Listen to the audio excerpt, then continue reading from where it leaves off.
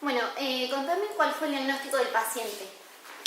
El paciente es un paciente que había tenido una meningitis aproximadamente hace 6 años y como secuela después de la meningitis le quedó una hipoacusia profunda, es decir, tuvo una pérdida de audición muy importante que es una posibilidad después de una meningitis importante como la que él tuvo. ¿Y hubo tratamiento previo a la cirugía? El paciente tuvo que tener tratamiento porque además, debido a una enfermedad anterior que tuvo 20 años atrás, el paciente había perdido el vaso, tuvo un parvovirus y hubo que operarle y extirparle el vaso. A raíz de eso, 20 años después se hace la meningitis y tuvimos que tener tratamientos previos porque al no tener vaso funciona como una persona inmunosuprimida. Y tratamiento audiológico, él estaba con 2 audífonos, pero escuchaba del oído derecho bastante mal y del oído izquierdo escucha un poco. Entonces era una audición insuficiente, le permitía conectarse con la gente, pero con mucha dificultad todo el tiempo. Claro, no era que era sordo. No es sordo 100%, pero vos tenés que saber lo siguiente. Una persona puede escuchar, pero el problema es que la palabra tenés que escucharla y entenderla, no alcanza solamente con escucharla. Entonces, si vos tenés una audición que te permite oír, pero no terminás de entender la palabra, de escucharla bien, te va a pasar que todo el tiempo estás extendiendo mal las frases y eso no da muy buena calidad de vida. ¿Y por qué decidiste operarlo? Decidimos operarlo por una razón muy clara. Los implantes se empezaron a hacer hace mucho ya, como decirte rápidamente unos 20 años. Se fueron perfeccionando y hoy en día están muy perfeccionados. Como en Buenos Aires estaban implantando todo el tiempo, nos empezaron a mandar pacientes implantados acá. Entonces nosotros tuvimos que hacer un equipo para atender a los implantados. Pero entonces, en ese momento me dije, no tiene sentido, si es una cirugía que yo puedo hacer acá, si tengo un equipo para atender los implantados de los que implantan en la capital federal, directamente implantémoslos acá y usamos nuestro equipo para atenderlos acá y darle la posibilidad a la gente de que te haces la operación y tenés todo el seguimiento en este lugar. Porque vos sabrás lo que es hoy en día viajar a Buenos Aires, atenderse o tener que quedarse 2 semanas o 3 semanas allá, es complicado para la gente. ¿Y cómo fue la respuesta del paciente? Mira, hasta ahora la respuesta es excelente. Hay una aclaración que es importante hacer. Cuando se hace la cirugía, se coloca el aparato adentro del oído interno, hay que esperar la cicatrización, pero el aparato no se enciende hasta un mes después. Cuando el paciente ya cicatrizó por completo, cerró por completo la herida y estamos seguros de que no hay rechazo, de que no hay infección, que no hay ningún problema, ahí el aparato se enciende y empieza una reeducación que depende del paciente, puede tardar 6 meses a 1 año. Porque al principio el paciente escucha raro, escucha como metálico y después el cerebro, que es plástico, va tomando esa información y se va readaptando hasta que la persona empieza a escuchar muy bien y termina escuchando perfecto. ¿Y cómo fue el procedimiento de la cirugía? La cirugía, el procedimiento, para un cirujano de oído no es algo demasiado complicado. Tiene algunos puntos que digamos que demandan cierta destreza del cirujano, pero si sos un cirujano de oído que está operando oídos todo el tiempo, no tenés mayores problemas. La cirugía en sí se hace una incisión un poco más ampliada atrás de la oreja, un poquitito más ampliada hacia arriba, se coloca por debajo del cuero cabelludo lo que se llama procesador interno y eso tiene un electrodo que hay que ir a buscar al oído interno, hay que ir a buscarlo a través de la ventana redonda, que es una de las dos ventanitas que tenemos en el oído medio. Ahí se abre y se coloca el electrodo que hay que hacerlo llegar hasta el oído interno en la cóclea, donde toma toda la curvatura del caracol, que así se le llama al oído. Esto si, digamos, uno lo busca en internet y demás, está explicado. En síntesis, lo que se hace es colocar un aparato que va a ser el receptor interno y un electrodo adentro de la cóclea, que ese electrodo, que en realidad es una matriz de electrodos porque tiene varios electrodos para las distintas frecuencias, se coloca de manera tal que entra en contacto con el nervio auditivo. Entonces, una vez que eso cicatriza, queda cerrado, tiene un imán para conectar con el procesador externo. El procesador externo es como si fuera un audífono que tiene un micrófono, es chiquitito, y tiene una antena que se adhiere a través de la piel. Entonces, ese aparato toma la señal, la transforma, la transmite a través de la piel por la antena, el otro procesador la transforma en impulsos eléctricos y esos impulsos eléctricos por el electrodo se transmiten vía el nervio al cerebro. ¿Y duró mucho tiempo la cirugía? La cirugía duró unas 3 horas y media, pero en la medida de lo que vayamos optimizando los mecanismos va a durar menos. ¿Y puede haber algún tipo de rechazo al implante? Puede haberlo, pero es muy baja la posibilidad. Porque son... ¿Ha sucedido? ¿Hay algún caso de Sí, hay rechazo? casos. Sí. Hay casos de destrucción del implante, pero no son frecuentes. Puede haber casos de infección que hacen que se rechace, y los rechazos como cuerpo extraño, si bien puede haber, son muy, muy raros.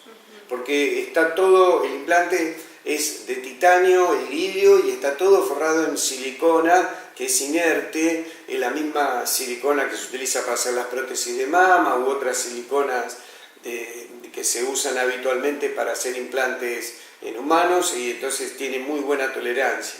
Claro. ¿Y el paciente tiene que tener algún tipo de rehabilitación?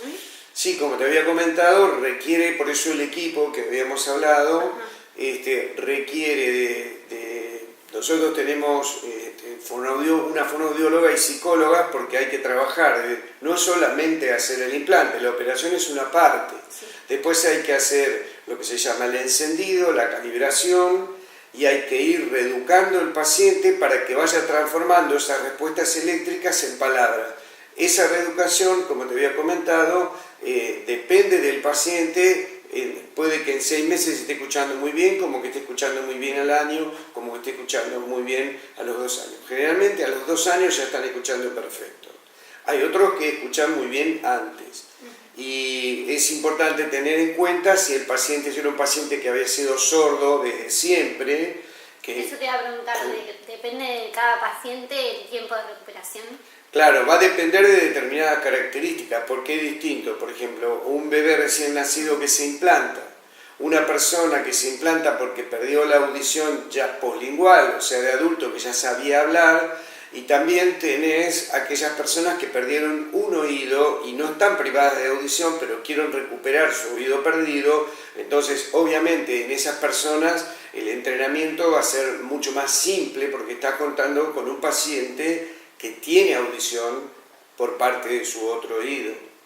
En el caso de este paciente que nosotros operamos, él tiene audición en el otro oído con el audífono y estimamos que la reeducación va a ser más simple porque no es un paciente que está totalmente desconectado.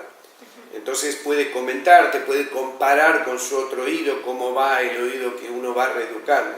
Pero es un trabajo muy importante que hace la fonoaudióloga con apoyatura de la psicóloga, porque a veces el paciente también puede sentirse mal, puede sentirse desconforme en algún momento y hay que sostenerlo para que vaya entendiendo que requiere de un trabajo, pero después funciona a la perfección. Y al ser la primera cirugía que se realizó acá en la ciudad, ¿puede haber pacientes que no escuchen ninguno de los 2 oídos y que se decide operar primero uno y después el otro, o los 2? Es muy interesante tu pregunta. Personalmente, dado el tiempo que requiere la cirugía y la implementación, que hay que hacer todo con mucha delicadeza y mucha precaución para que no se contamine, pienso que es mejor siempre implantar un oído, esperar. Total, el paciente, si uno lo implanta, va a escuchar, entonces se va a poder empezar a desenvolver y demás, y se puede ir preparando psicológicamente al tener un buen resultado mejor para el segundo implante. También hay que considerar las horas de anestesia, porque si la operación optimizada dura 2 horas, o 2 horas y media, serían 5 horas, más todos los tiempos que requiere dar vuelta en la cabeza del paciente, preparar todo el otro oído y demás con el paciente dormido. Muchas veces no lo encuentro necesario. En el caso de un bebito puede ser más importante hacerlo porque la vía auditiva, si uno no la estimula, si queda privada de audición, pasado un tiempo se torna inútil. Entonces hay que tener la precaución de mantenerla estimulada. Entonces en ese caso puede llegar a ser necesario, en un oído que nunca escuchó o que estuvo más de 10 años sin escuchar, puede ser necesario apurarse a no perder tiempo y estimularlo. Pero de lo contrario prefiero hacer uno primero y otro después. ¿Hay algún tipo de complicación en la cirugía? ¿Durante la cirugía? Sí.